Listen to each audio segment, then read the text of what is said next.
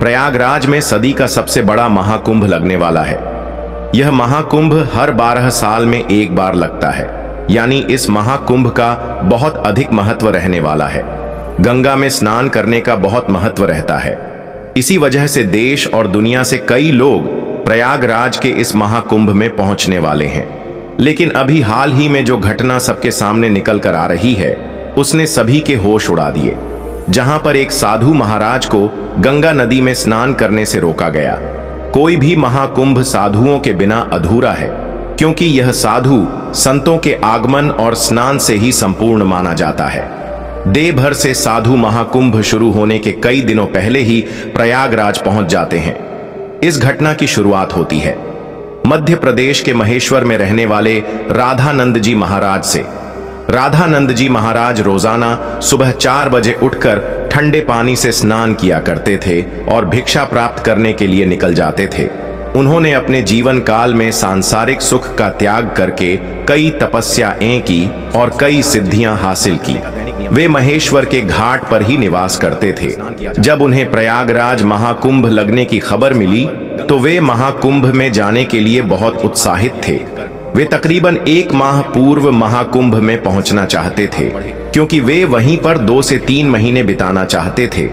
उनका ऐसा कहना था कि महाकुंभ वह पवित्र समय होता है जहां पर देवी देवता स्वयं उस स्थान पर मौजूद होते हैं। वहां पर तप करना, साधना करना, भगवान का ध्यान कर बहुत ज्यादा फलदायी होता है। अगले दिन सुबह राधानंद जी महाराज जब प्रयागराज पहुंचे तो सुबह तो मैं गंगा नदी में ही स्नान करूंगा और मेरे एक अकेले के नहाने से ना तो तुम्हारी व्यवस्था बिगड़ेगी और ना ही मुझे कोई समस्या होगी। लेकिन वह अधिकारी अचानक से गुस्सा हो गया और उन साधु महाराज से कहने लगा कि आपको इसी समय क्यों नहाना है? अभी पूरा दिन पड़ा हुआ है। क्या यहां पर तुम्हें कोई इंसान नहाता हुआ दिख रहा है? क्या तुम्हारे अंदर इतनी शक्ति है कि तुम सुबह 4 बजे इतने ठंडे पानी से स्नान कर लोगे? व्यर्थ की बातें बनाना छोड़ दो और यहां से चले जाओ। अभी तक तो राधानंद जी महाराज बहुत विनम्र थे, काफी धैर्यवान थे, लेकिन उस अधिकारी के अपशब्दों को सुनकर के अचानक उन्हें बहुत बुरा लगा। उनका ऐसा मानना था कि गंगा नदी पर किसी का अधिकार नहीं है। यह तो साक्षात भगवान शंकर की जटाओं से निकलती है, जिसके अंदर सभी को अपने पाप धोने का अधिकार है और उसके लिए कोई निश्चित समय नहीं हो सकता। लेकिन उस समय राधानंद जी महाराज ने उस अधिकारी को कुछ नहीं कहा और सामने घाट पर ध्यान अवस्था में बैठ गए।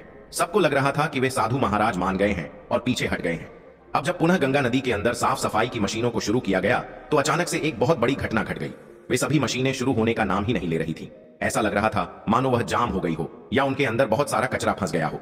अधिकारियों ने मशीन को देखा, परखा और उसके अंदर का सारा कचरा बाहर निकाल दिया। सबको उम्मीद थी कि अब मशीनें कार्य करने लगेगी, लेकिन फिर जब मशीन शुरू की गई तो कोई भी मशीन चालू होने को तैयार ही नहीं थी।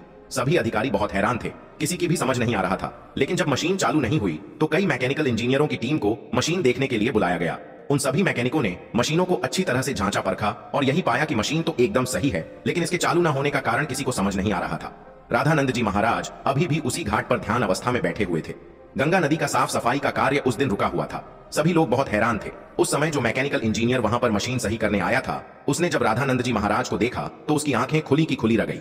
वह राधानंद जी महाराज के चरणों में गिर गया और बाबा उसे आशीर्वाद देने लगे। फिर वह सभी अधिकारियों को बताने लगा कि यह महेश्वर के सिद्ध महाराज है। बचपन के समय पर एक बार जब मुझे सांप ने डस लिया था तो इन्होंने ही अपने चमत्कार से मेरी जान बचाई थी। तब उस अधिकारी को अपनी गलती का एहसास हुआ। वह समझ चुका था अगर यह अपने दैनिक नियम के अनुसार 4 बजे गंगा स्नान करना चाहते थे तो मुझे इन्हें रोकने का अधिकार नहीं था। मैंने जो इनका अपमान किया, इन्हें भला बुरा कहा और गंगा नदी में स्नान करने से रोक दिया, उसी का परिणाम मशीनों की खराबी के रूप में हम भुगत रहे हैं। अब यही हमारी समस्या का समाधान कर सकते हैं। हमें इनसे माफी मांगनी पड़ेगी। सभी अधिकारी मिलकर राधानंद जी महाराज के पास गए, उनके चरणों में बैठ गए और हाथ जोड़कर कहा कि हमें इस बात का अंदाजा नहीं था कि आप एक दिव्य संत हैं। हमसे बहुत बड़ी भूल हो गई है। हमें आपको स्नान करने से नहीं रोकना चाहिए था।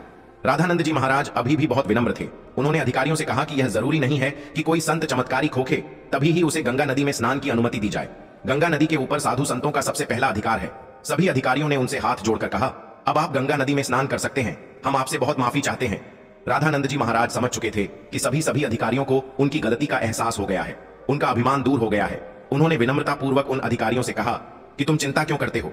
अभी समय कहां बीता है? जरा अपनी घड़ी में समय तो देखो, आखिर क्या बजे हैं? जब सभी अधिकारियों ने अपनी घड़ी में समय देखा तो उनके रोंगटे खड़े हो गए, क्योंकि उस समय सुबह के 4 बज रहे थे। किसी भी अधिकारी को यह समझ नहीं आ रहा था आखिर इतना इतना बड़ा चमत्कार कैसे हुआ। आखिर राधानंद जी महाराज ने अपने चमत्कार से समय को कैसे पलट दिया। इतना बड़ा चमत्कार देखकर सभी अधिकारी उनके चरणों में गिर गए और बाबा की जयकार लगाने लगे। इस चमत्कारी घटना के बाद सब लोग उन्हें मान गए और उनके दास बन गए, जिसके बाद वे सुबह 4 बजे अपने नित्य कर्म के अनुसार वे गंगा नदी में स्नान करने पहुंचे और इधर मशीनों को फिर से काम करना शुरू कर दिया। सारी मन एक साथ चालू हो चुकी थी, जिससे यह प्रमाणित हो गया कि यह मशीनें केवल रामानंद जी महाराज के इशारे का इंतजार कर रही थी। जैसे ही उन्होंने अधिकारियों का अभिमान चूर किया और गंगा नदी में स्नान किया, वैसे ही फिर से मशीनें चल पड़ी। यह बहुत बड़ा चमत्कार था जो हाल ही में प्रयागराज के महाकुंभ में हुआ है। वास्तव में दोस्तों, यह भूमि साधु संतों की भूमि है।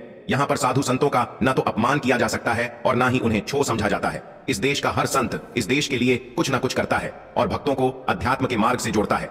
हमें कभी भी उनका अपमान नहीं करना चाहिए और ना ही उन्हें छोटा समझना चाहिए। इस पूरी घटना को लेकर आपके क्या विचार है, हमें नीचे कमेंट बॉक्स में जरूर बताइएगा। अगर वीडियो आपको पसंद आई हो तो लाइक जरूर करें, साथ ही चैनल को सब्सक्राइब करके बेल आइकॉन को प्रेस कर लें